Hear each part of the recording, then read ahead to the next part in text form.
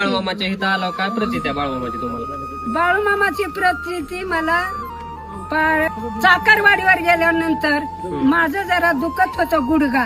तिकडे पराक्रमीच्या वाटाने पडले होते, दुखत होतं, चालता येत नव्हतं. त्या ठिकाणी गेले आणि 2 दिवस राहिले. मेंढी माऊलीची सेवा केली, एक प्रदक्षिणा घेतली आणि माऊलीचं आणि त्यांच्या आई साहेबाचं दर्शन घेऊन सेवा करून परत आल्यावर मी तिथे एका माणसाने सांगितलं, मेंढीच्या आणि शेळ्याच्या लेंड्या कुठून शिजून भाजणी 7 दिवस शिजवून त्या मेंढ्याचा रस करून गुडघ्यावर घातल्यानंतर माझा डॉक्टर मला म्हणला होता ऑपरेशन करावं लागल, ठिकाणी घालावं लागल त्याच्यात. पण ती माझं त्या लेंड्या बांधल्यापासून माझा स्पष्ट असा गुडघा झालेला आहे.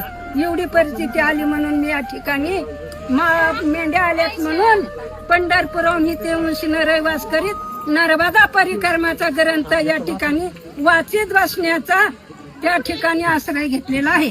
वा वा वा वा.